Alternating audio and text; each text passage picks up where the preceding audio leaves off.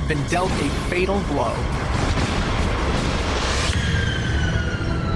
The ambulance people said he wasn't gonna make it. When I heard it and saw what I saw in my house, I didn't think he was gonna make it. Michael's sister and daughter, Wanda, quickly rushed to his side. I couldn't believe what had happened. It was very serious. I never seen anything like it, never. When I went to see him, he was just laying there. Didn't know who I was, wasn't woke, wasn't moving nothing. All I seen was his head bandaged up, didn't know what was under the head. Although stabilized for the moment, the knife is in an extremely delicate position.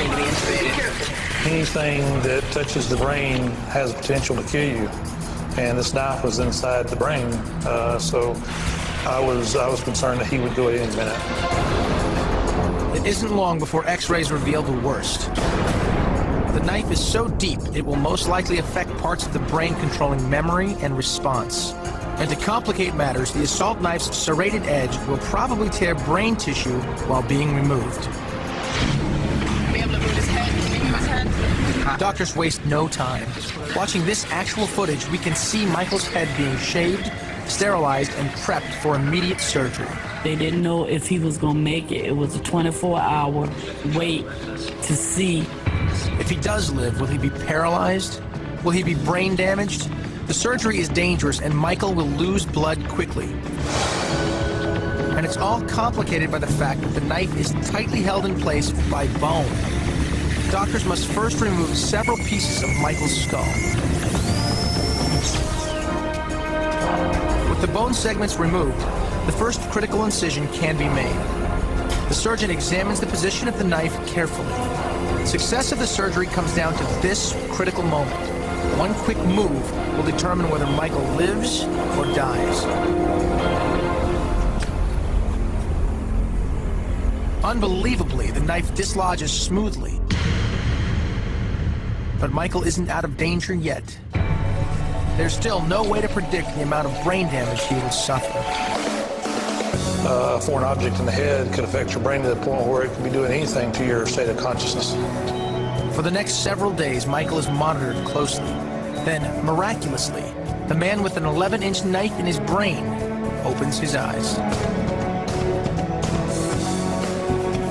I recall the paramedics saying he won't make it, and then at that point I blanked out, and then when I came to 7 days later, I was in the hospital. We were all, excited that he was alive and just amazed. Today, for the first time, Michael Hill is taking into his hands the knife that almost took his life. One look at the horrifying weapon sends a chill through Michael's body. I've never seen a knife at all to this day. I mean, goodness. I just don't understand what would make that guy do that. That's one of the haunting things, and it still haunts me all the time. Why? And although Michael may never know why, he says he has made his peace, even with the man now in prison for assaulting him.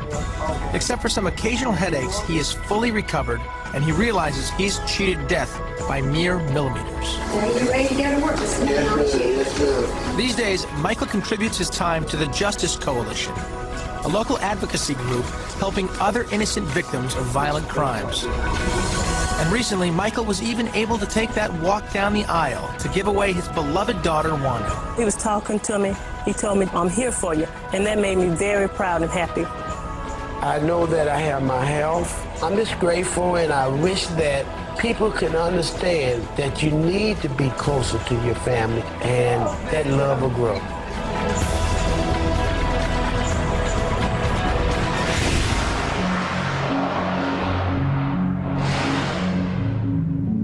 What's almost as unbelievable as Michael surviving being stabbed in the head is the fact that the camera crew was coincidentally in the ER to capture every moment on tape. Now,